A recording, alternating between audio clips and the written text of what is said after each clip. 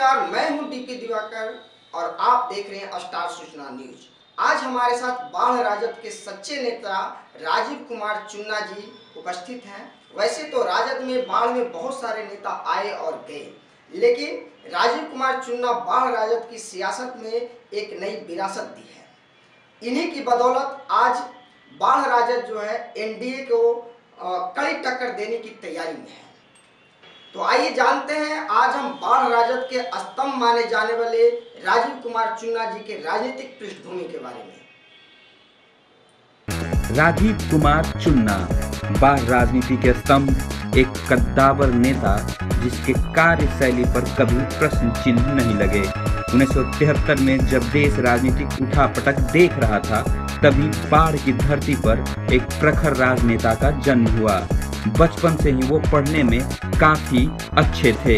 Matric और inter में उन्होंने प्रथम श्रेणी से पास किया। स्नातक की पढ़ाई 1990 में पूरी की, लेकिन सामाजिक कार्यों में लगाव ने उन्हें राजनीति की तरफ आकर्षित किया और उसी वर्ष उन्होंने समाजवादी जनता पार्टी से छात्र राजनीति की शुरुआत कर दी। छात्र राजनीति में अपना लोहा मनवा चुके राजीव कुमार चुन्ना ने मेन स्ट्रीम राजनीति में साल 1992 में कदम रखा और जनता दल की प्राथमिक सदस्यता ली। वह सदा समाज के लिए समर्पित रहे और सामाजिक कार्यों में बढ़ चढ़कर हिस्सा लिया। किसान सेल 2003 से लगातार 10 वर्षों तक प्रखंड अध्यक्ष भी रहे। 2015 बाढ़ राजद के प्रखंड अध्यक्ष की कमान संभाल ली। वह राज्य परिषद के सदस्य 2 बार चुने गए। उनकी जनता के बीच लोकप्रियता का अंदाजा इसी से लगाया जा सकता है कि वह 2002 से लगातार नगर परिषद के उपाध्यक्ष हैं। वह रेड क्रॉस सोसाइटी के आजीवन मेंबर हैं तथा ब्लड डोनेशन में गहरी रुचि भी रखते हैं। राम कथा अमृत वर्ष आयोजन समिति के संयोजक तथा अहिंसा प्रशिक्षण केंद्र के संरक्षक भी हैं। ऐसे हैं राजीव कुमार चुन्ना। तो अभी आप देख रहे थे बाढ़ राजद के स्तंभ माने जाने वाले राजीव कुमार चुन्ना जी के पृष्ठभूमि के बारे में। और आइए अब आइए मिलते हैं बाढ़ राजद के सच्चे नेता राजीव कुमार चुन्ना जी से और इनसे जानते हैं कि आपने राजनीति को ही क्यों चुना। मैं राजीव कुमार चुन्ना सबसे पहले स्टार सूचना न्यूज को बधाई देता हूं, नववर्ष की भी बधाई देता हूं। बाढ़ विधानसभा के तमाम हमारे जो सच्चे साथी हैं, राष्ट्रीय जनता दल के सिपाही हैं, उन सभी को नववर्ष की हार्दिक शुभकामना व्यक्त करता हूं। सर जी, आपने राजनीति को ही क्यों चुना? बड़ा अच्छा प्रश्न है। मैंने राजनीति अपने बचपन से देखी है। घर में हमारे दादाजी श्री स्वर्गीय वासुदेव सिंह अधिवक्ता भी थे और समाजवादी विचारधारा के एक योद्धा भी थे। उन्होंने सोशलिस्ट पार्टी को अपना जीवन साथी बनाया था और सोशलिस्ट पार्टी में उन्होंने बहुत संघर्ष करके आगे बढ़ा था और वो स्वतंत्रता संग्राम की भी लड़ाई लड़े थे। तो मैंने अपने दादाजी से राजनीति को बहुत करीब से देखा है। कालांतर में जब मैं बड़ा हुआ तो हम अपने परिवार के एक बहुत ही जानदार शानदार नेता आदरणीय विजय कृष्ण जी को भी बहुत नजदीक से देखा, समझा और उन लोगों में जो समाज सुधार की जो एक प्रेरणा थी हमने अंगीकार किया है और इसीलिए उन लोगों से प्रभावित होकर के कह सकते हैं कि मेरे खून में, मेरे ब्लड में राजनीति है और राजनीति को हमने समाज सेवा के रूप में स्वीकार किया है। बहुत बहुत धन्यवाद कि आपने राजनीति को समाज सेवा के रूप में चुना है। और लेकिन मैं आपसे जानना चाहूँगा कि सुना है कि बाढ़ के नगर परिषद में एक लंबे समय से आपका योगदान रहा है, लेकिन आपके आने के बाद नगर परिषद में कितना बदलाव आया है? सही आपने कहा है।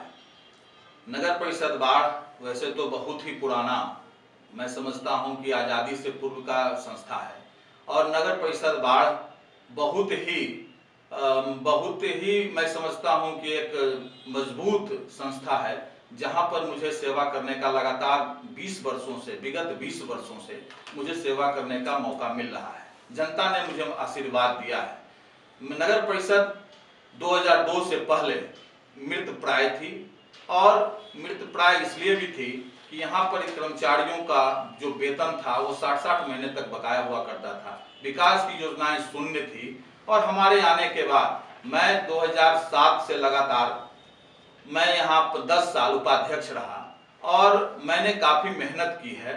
और आज भी मैं और मेरी पत्नी, धर्मपत्नी भी, दोनों ने जनता को स्वीकार समझा है और जनता ने मुझे आशीर्वाद दिया है। और आज भी हम दोनों पति पत्नी वहाँ के पार्षद के रूप में चुने गए हैं। जनता का आशीर्वाद मुझे मिला है। जहाँ तक बदलाव की बात है तो मैं स्पष्ट कर देना चाहता हूँ कि सबसे बड़ी महत्वाकांक्षी योजना, 2-3 योजनाओं का मैं नाम लूंगा जिन्होंने बाढ़ को नया आयाम दिया है, नया विकास की एक धार बही है। मैं उनमें गरीबों के लिए जो आवास योजना है, वो IHSDP integrated housing slum project का जो क्रियान्वयन हुआ है मेरे कार्यकाल में हुआ, 1650 भूमिहीनों का मकान बना, गरीबों को छत मिला और जो कि आज उसका बदला हुआ नाम हाउस फॉर ऑल है।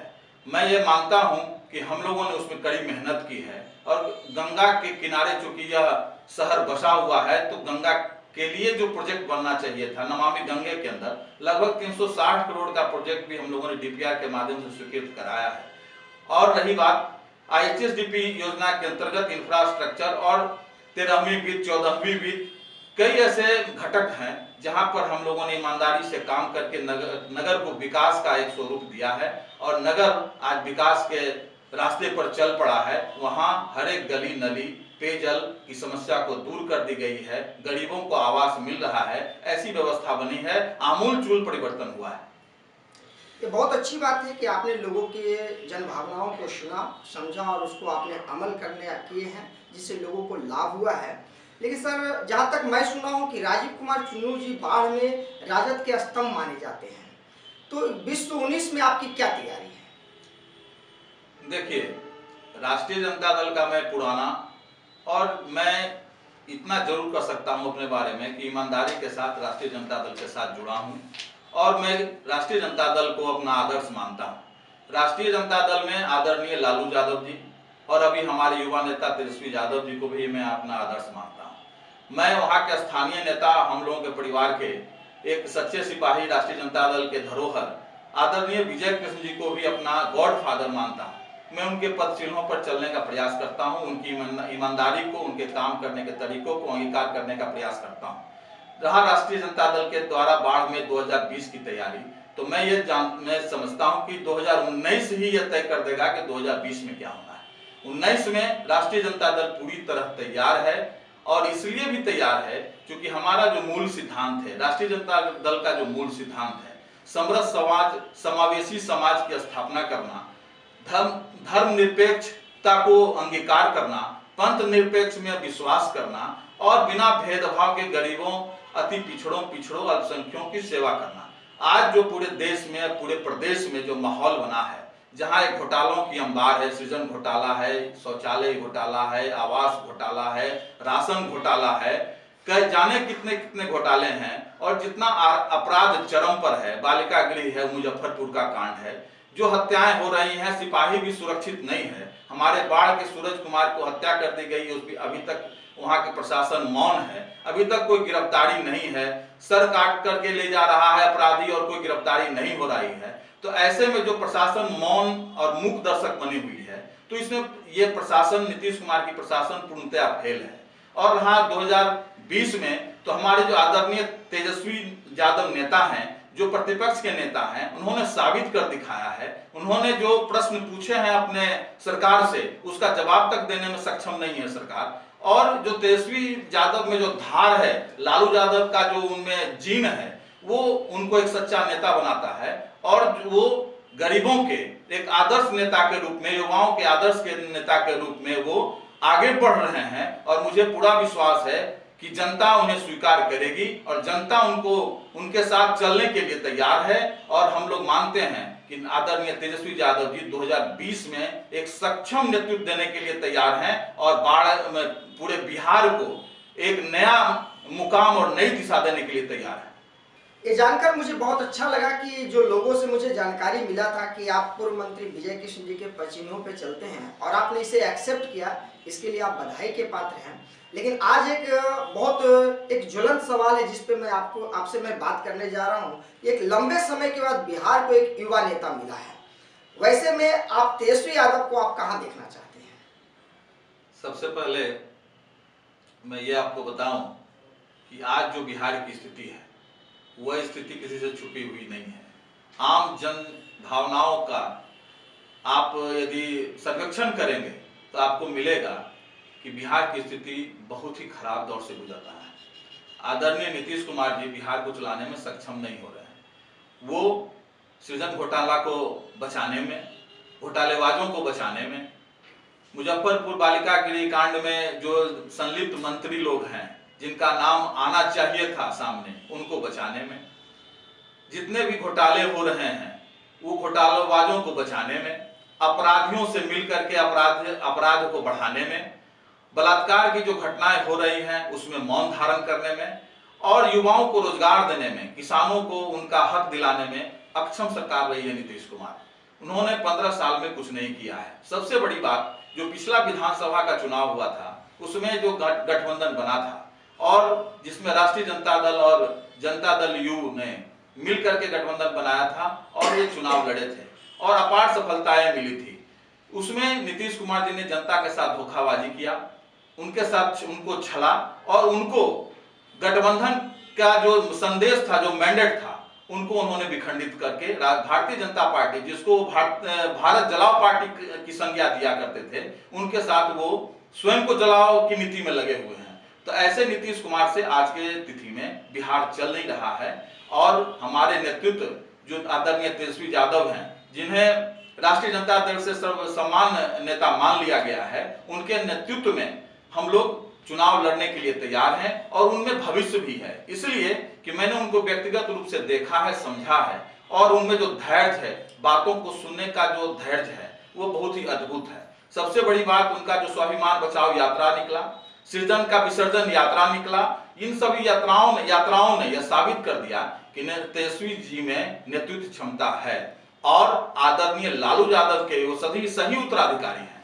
उनमें पूर्णतः लालू यादव की छवि मिलती है और गरीब गुरुवा यह आशान्वित है कि तेजस्वी यादव में हम लोग नया बिहार का निर्माण करेंगे और उनमें आस्था रखते हुए सभी पूरा बिहार, सभी युवा, सभी महिला, सभी किसान आज तैयार हैं कि आदरणीय तेजस्वी यादव को 2020 में बिहार के मुख्यमंत्री के रूप में देखना चाहेंगे और यही सबसे बड़ी बात है कि तेजस्वी यादव जी प्रखर हैं, मुखर हैं और एकताबद्ध में रखने के लिए अपने कार्यकर्ताओं को एक सूत्र में बांधने के लिए संकल्पित हैं और बिहार को नया बिहार देने के लिए संकल्पित।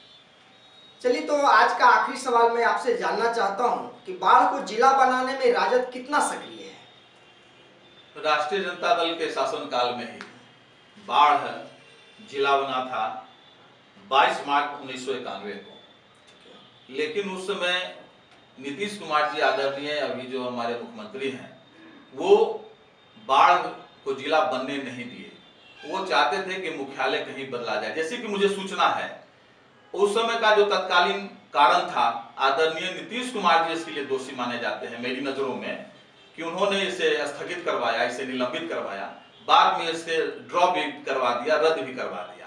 राष्ट्रीय जनता दल पुनः सक्रियता के साथ बाढ़ को जिला बनाने के लिए तत्पर है।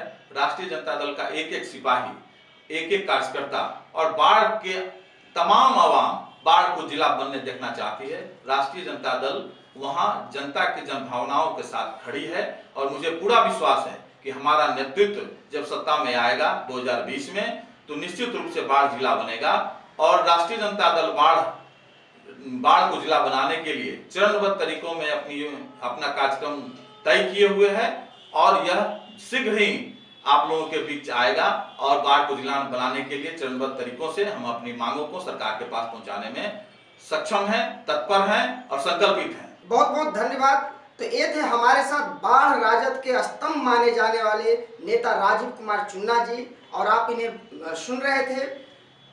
आज के लिए इतना ही। ऐसे और भी न्यूज देखने के लिए, सुनने के लिए और आप अपने शहर के बहुत सारे ज्वलंत मुद्दा जानने के लिए हमारे न्यूज चैनल को सब्सक्राइब करें, लाइक करें और ज़्यादा से ज़्यादा शेयर करें। धन्यवाद।